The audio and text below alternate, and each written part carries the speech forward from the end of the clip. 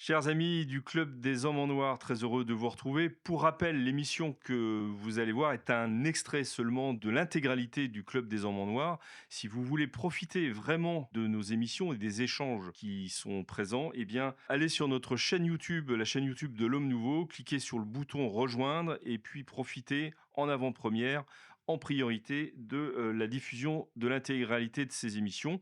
Sinon, vous pouvez également aller sur le site de l'Homme Nouveau, renseigner votre adresse courriel pour être prévenu de la diffusion de ces émissions du Club des Hommes en Noir.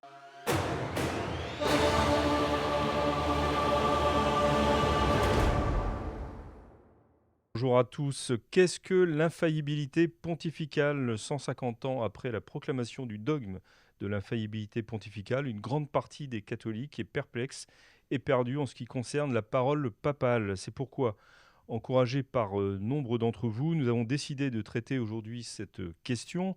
Et j'ai le plaisir pour ce faire de recevoir à nouveau l'abbé Claude Barthes. Monsieur l'abbé, bonjour. À côté de vous, le docteur de la Briole. Bonjour à tous. Bonjour docteur. À ma gauche, l'abbé Hervé Benoît. Bonjour monsieur l'abbé. Bonjour Philippe, merci de votre accueil. Et puis à votre propre gauche, l'abbé Guillaume de Tanoirne. À l'extrême gauche, c'est dangereux en ce moment. Voilà, oui. Bonjour monsieur l'abbé. Alors, évidemment, nous allons parler du dogme de l'infaillibilité pontificale. Nous allons surtout essayer de répondre concrètement aux interrogations de ceux qui nous regardent ou qui nous écoutent, qui sont un peu perdus entre les interventions du souverain pontife dans l'avion, les encycliques, les messages, les discours, les confidences à la presse, etc. Où se situe exactement quelle est la portée exactement des paroles pontificales, papales plus exactement. J'ai parlé du dogme de l'infaillibilité pontificale. Peut-être serait-il utile déjà de rappeler, petit cours de catéchisme, hein, ça ne fait jamais de mal, ce qu'est un dogme. Et quelle portée et quel degré d'obéissance ça exige. Oui. Pardon. Allez-y, monsieur l'abbé. Oui, je vous regarde, mais je regarde tous les. Je regarde enseignants. Je regarde tout le monde. L'Église enseignante. Sociologique. Un dogme, bon, le terme recouvre généralement ce qu'on appelle les actes du magistère solennel, voire extraordinaire. Et donc concerne ces actes du magistère solennel, les enseignements solennels, soit du pape seul, c'est la définition de l'infaillibilité pontificale que vous faites allusion, au Concile du Vatican, au premier Concile du Vatican en 1870, et les actes aussi, des dogmes émis par le pape et les évêques. Oui, pardon de vous couper, mais là, vous ne me dites pas ce qu'est un dogme. Voilà. C'est ce que je suis en train de dire. À la fois de tous les... C'est donc un dire infaillible qu'on doit recevoir obligatoirement sous peine de n'être plus dans l'Église. Le pape et les évêques disent on doit croire ceci ou telle chose. On doit croire que la Sainte Vierge Marie est montée au ciel avec son corps et avec son âme. Ça, c'est le dernier dogme proclamé, c'est l'Assomption. Alors, le dernier dogme, ça, c'est autre chose. Ça, c'est autre chose, d'accord. Je pense que... Alors, il y aura des tas de distinctions à faire sans doute dans la discussion. Disons quand même, pour ne pas effrayer nos vies... Comment appelle-t-on ça ? Cubistes, pour reprendre l'appellation de la BCI. Qu'on marche là sur un domaine très complexe et on peut pas régler comme ça autour d'une table. Il y a des tas de questions qui se posent, de difficultés, etc. Donc d'une part, sur le domaine lui-même, par exemple, qu'est-ce que le magistère ordinaire et universel, qui est infaillible aussi quoi correspond-il exactement ? C'est assez difficile à dire. Oui, on va peut-être pas entrer dans ces... Non, voilà, mais disons, on va être obligé d'y rentrer. Alors on y rentrera, mais j'aimerais quand même... Alors pour ce qui est quand même des questions que posent les auditeurs et ceux qui nous regardent aussi, il faut se mettre tout de suite en tête, je crois, je vais mettre les pieds dans le plat, on est dans une situation tout à fait exceptionnelle. On ne peut pas... on a les gens qui parlent de l'obéissance au pape aujourd'hui, parce qu'ils savent, enfin j'entends on va dire dans le monde traditionnel au sens large, hein, pas seulement au sens sociologique en faire partie. Voilà. Donc pas seulement les traditionnalistes. Traditionnalistes purs et durs savent que dans ce cas ils doivent désobéir au pape, ça les embête, ils ont raison, parce que c'est pas normal. ils doivent quand ils vont à la messe traditionnelle, ils y vont contre les évêques. Donc, autrement dit, ils prennent un catéchisme qui n'est pas reconnu par les évêques. Autrement dit, ils défendent leur foi, ils pratiquent leur foi contre le pape et contre les évêques. Ce qui est évidemment une situation anormale. Et alors là, on a tendance à vouloir dire de limiter ce qu'en soi l'obéissance au pape et aux évêques, ce qu'en soi l'infaillibilité pontificale. Il s'est passé un événement, j'y reviens toujours, je suis un peu... Monomaniaque, on va dire. Monomaniaque, oui, c'est ça, qui s'appelle Vatican II, et qui, sur cette question de l'autorité de l'autorité du pape et des conciles, a quand même changé les choses, qui fait qu'on est dans une période un petit peu floue, une période liquide, voilà. Chers amis, vous êtes en train de regarder le Club des Hommes en Noir. Je me permets juste de vous dire que saint Ambroise disait que nous ne serons pas jugés sur ce que nous aurons donné, mais sur ce que nous aurons gardé. Vous nous regardez ? Eh bien, ne gardez pas pour vous tout cela. Donnez-vous. Allez maintenant dans la description de la vidéo pour effectuer votre don. Un grand merci. Ce que vous avez dit la dernière fois. Remonter bien avant Vatican II, à l'origine des dogmes et de la foi. Eh bien, allez-y, oui, ça va nous éclairer, parce que c'était ma question de débat. Chacun place son ouvrage, en fait. Je pense que... Oui, c'est normal. Je pense que la foi est beaucoup plus large que le dogme. Le dogme, c'est la foi mise en contestation et la foi qui se justifie et qui se précise elle-même à travers le pouvoir des pontifes, qui sont les pontifes romains, mais qui sont aussi ce qu'on appelait les papes dans les premiers siècles de l'Église, c'est-à-dire le pape d'Égypte, le pape d'Afrique, etc. Enfin, il y avait le mot pape était employé de manière plus large qu'aujourd'hui. Mais Saint Cyprien, par exemple, fait des mises au point en tant que pape, non pas de l'Église universelle, mais de l'Église de Carthage. Très bien. La foi, c'est le fait de recevoir l'enseignement de l'Écriture. Mais la foi mise en difficulté par des critiques, suppose qu'il y ait dans l'Église une manière de répondre à ces difficultés. Et ces réponses aux difficultés que l'Église rencontre avec son enseignement s'appellent les dogmes. Il y a des dogmes à partir du moment où il y a difficulté. Par exemple, la messe n'a jamais posé de problème jusqu'au XIIe siècle, je crois, à peu près. Oui, Béranger. Oui. Et on a Béranger de Tours, et on a, pour répondre à Béranger de Tours, le 4e concile de Latran. Mais ça ne veut pas dire que la messe n'était pas bien précisément le sacrifice du Christ rendu présent sur les autels. Ça veut simplement dire que certains ont nié cela, et on a été obligé d'entrer dans des précisions dogmatiques. De préciser. Mais avec un degré de... la transsubstantiation. Voilà. Mais si je puis... je voulais te dire... J'aimerais que l'abbé Benoît parle aussi. Pour ce qui est de Béranger, il y a aussi le fait qu'à ce moment-là, l'Église de Paris, l'Église dans le nord de la France, a inventé, en quelque manière, le geste de l'élévation pour qu'on puisse adorer le Christ dans l'hostie avant même que ne soit consacré le précieux sang. Je dis ça pour dire qu'il y a aussi une espèce de dogme, entre guillemets ou sans guillemets, dans la liturgie. La lex orandi, et ça va nous amener à parler plus loin. Là, Vatican II. Ça va nous amener plutôt à parler de cette difficulté de dire où est la chose infaillible. Elle est quand même beaucoup plus large, finalement, que ce qu'on dit d'habitude. La Sainte Liturgie est... Une précision sur les dogmes, peut-être, monsieur l'abbé ? Pour essayer d'apporter ma petite part pour la définition de ce mot. Donc, il me semble, j'ai consulté les bons auteurs avant, donc le mot dogma en grec doit signifier étymologiquement ce qui avec votre main devant la bouche, ce qui paraît bon, avec une idée de convenance, de conformité et d'adaptation. Donc le dogme, c'est le mot qui convient pour la chose. Oui. Ça vous va Le mot qui convient, oui. Voilà. Et donc, au début de l'histoire de l'Église, et donc nous allons fêter l'année prochaine le 1700e anniversaire du Concile de Nicée. Oui. Avant même que le pape le soit de manière reconnue, les évêques du monde entier se réunissent pour trouver le mot qui convient à propos de la nature de notre Seigneur Jésus-Christ, qui est à la fois homme et Dieu. Et il n'existe pas de mot en grec pour dire cela. Et donc, après des débats houleux, qui nécessiteront d'ailleurs, me semble-t-il, je parle sous le contrôle de mes confrères, un deuxième concile, on va trouver le mot qui convient. Donc c'est bien homoousios, si je ne me trompe pas, pour dire, voilà. Et donc on va fabriquer un mot, et le dogme, c'est ça, c'est la foi enveloppe. La foi est ce que nous, le don de Dieu est notre réponse.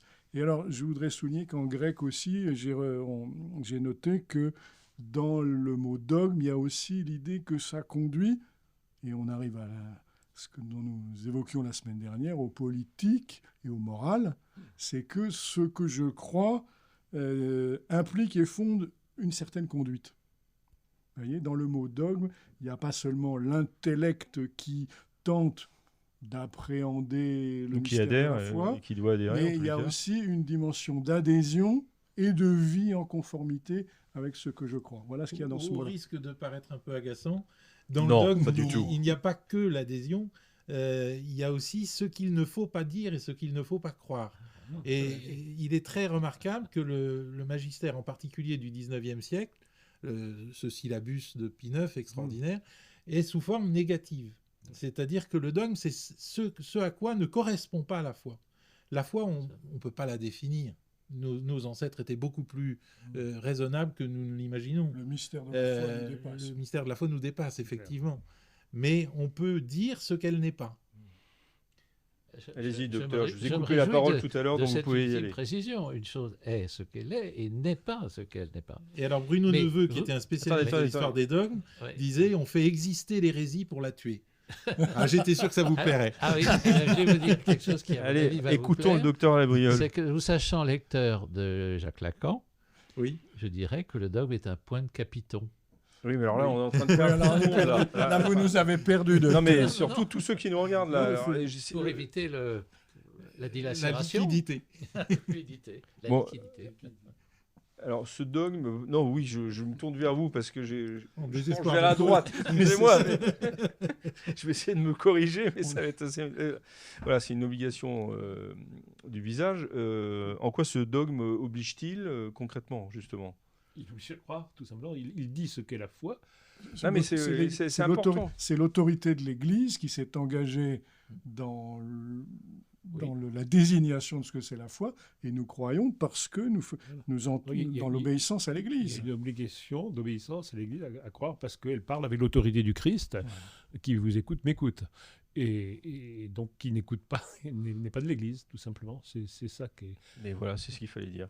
Alors, c'est très important parce que c'est une limite, et en même temps voilà, on voit ce qu'est l'Église. L'Église est là. Et en même temps, un moyen imparfait, c'est un moyen, mais un moyen imparfait, puisque le mystère va toujours dépasser... voilà. Bien sûr. La carte et le territoire, le mot et la chose. Enfin... Oui, bien sûr. Mais enfin, en tout cas, on voit ce qu'est l'Église, où elle est sur la terre.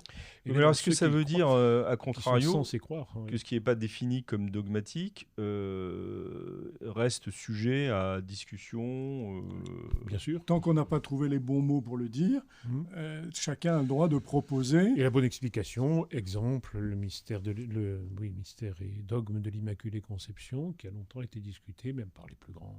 Saint Thomas d'Aquin et Saint Bernard, des mariologues, on va dire, Saint Bernard particulièrement éminent. Des grands amoureux de la Sainte Vierge, en tous les cas. Oui. Parce qu'on n'arrivait pas à s'entendre sur le mot. Oui, ni sur la chose peut-être. Sur ce que signifie le mot aussi. Et à la fin, l'Église enseignante, celle du pape et des évêques, dit voilà, il faut croire que la Vierge Marie a été conçue de manière immaculée. A été préservée de la faute originelle dès le premier instant de sa conception. Bien garde de ne pas dire à quel moment cette conception a eu lieu. Oui, on voit bien par exemple au 4e, 5e siècle qu'après le concile d'Éphèse, tout ce qui va donner lieu au monophysisme, les évêques d'Orient n'arrivent pas à s'entendre sur la signification des mots pour parler de ce mystère-là. Heureuse époque où on se battait sur les mots, sur leur signification et sur leur signification de foi. Et je crois qu'on se bat encore sur un mot qui est le mot médiateur, médiatrice. Oui. Et on a très peur de faire de la Vierge Marie la médiatrice de toute grâce, Oui. parce qu'on ne comprend pas l'importance de la médiation. Et le fait que Dieu, voilà, co-rédemptrice, c'est la même chose. Mais il n'y a pas l'Immaculée Conception dans le Gentium. Il y a la chose, si on peut dire, puisqu'elle est préservée depuis le début. Le dogme de l'Immaculée Conception, qui était à portée de main, n'y figure pas. Et ça, c'est évidemment pour faire, à cause de nos frères protestants, Et voilà. qu'il fallait ménager. Et voilà. Chers amis, vous êtes de plus en plus nombreux à regarder les vidéos du Club des Hommes en Noir, et cela nous touche énormément. Mais savez-vous que la plupart des gens qui regardent nos vidéos ne sont pas abonnés à la chaîne de l'Homme Nouveau, et ça change tout. Parce que plus d'abonnés, ça veut dire plus de visibilité, et donc plus de contenu à vous proposer. Donc si vous n'êtes pas abonné, s'il vous plaît, cliquez sur ce petit bouton, ça prend 2 secondes, et cela nous aide énormément. Bonne vidéo. Alors moi, je reviens à l'autre concile qui est Vatican I, en 1870. Enfin, je reviens du moins à cette époque. À partir du moment où l'Église a proclamé le dogme de la faillibilité pontificale, est-ce que ça sous-entend que précédemment, dans les siècles précédents, le pape n'était pas infaillible? Non, pas du tout. Non, mais c'est un point il faut le dire clairement. Alors que certaines autres décisions qui peuvent être données comme dogmatiques vont, par la manière dont elles sont dites, préserver ce qui a précédé. Exemple, sur la forme et la matière du sacrement de l'ordre. Ça ne veut pas dire qu'auparavant, tout le monde est à peu près d'accord là-dessus. Là, non, le texte lui-même explique que le pontife romain, dont on remonte aux origines, dans toute l'explication, pour finir par dire, voilà, le pontife romain, lorsqu'il parlait que c'est ex cathedra, c'est-à-dire quand il traite de la foi et des mœurs et qu'il demande à croire, c'est ça, qu'il fait obligation de croire. Les conditions de l'infaillibilité. Voilà, essentiellement le fait il veut que l'on adhère obligatoirement à ce qu'il dit en matière de foi. C'est cette obligation qu'il fait aux fidèles de croire. Vous avez parlé de foi et mœurs. Foi et mœurs, oui, bien sûr, puisque dans l'un et l'autre, le pape couvre ce domaine qui est très connexe, comme on vient de le dire, mais qui, en effet... Alors, oui, extraordinaire. Excusez-moi, là, est défini le magistère solennel du pape.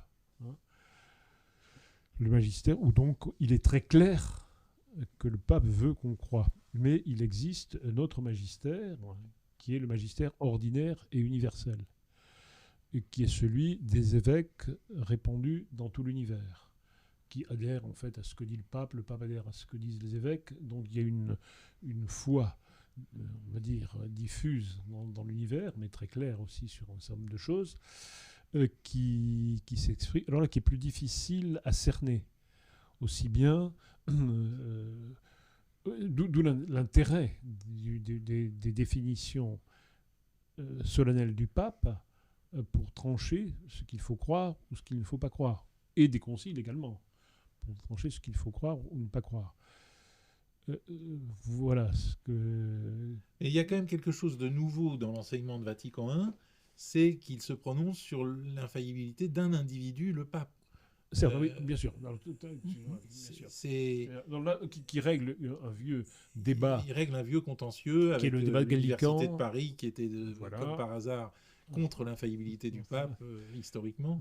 Et qui règle aussi la question du Concile de Constance, qui, pour régler le grand schisme, a mis Martin V sur le trône.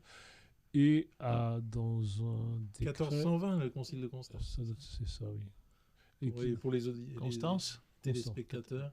1420-25, non? Dans ces eaux-là, oui. Oui, alors on va quand même continuer. 1420, oui. Et ça ne nous rajeunit pas, c'est pour dire. Et le concile, avant d'élire le pape, le concile a pris une série de décrets, et notamment un qui a été l'origine de tout le gallicanisme. Est-ce que c'est le décret Frequens, je crois, ou l'un des décrets de Constance, disant que le concile est supérieur au pape. Donc il s'agissait évidemment de régler la question en éliminant les 3 papes existants pour en élire un 4e qui serait le bon. Ça a marché. Ensuite de quoi, Martin V, élu, à l'unanimité d'ailleurs par tous ceux qui avaient l'élu, a reconnu les actes antérieurs du concile, mais pas de manière très claire. Justement, il n'a pas voulu reconnaître très clairement le concile de Constance avait quand même brûlé Jean Hus. Oui. C'était pas très gentil. C'était pas très consensuel quand même. Pour des évêques réunis. D'autant qu'on lui avait donné un passeport pour venir, qu'on lui avait assuré la vie sauve. C'était pas très. Ah oui, c'est pas très moral, ça, non. effectivement.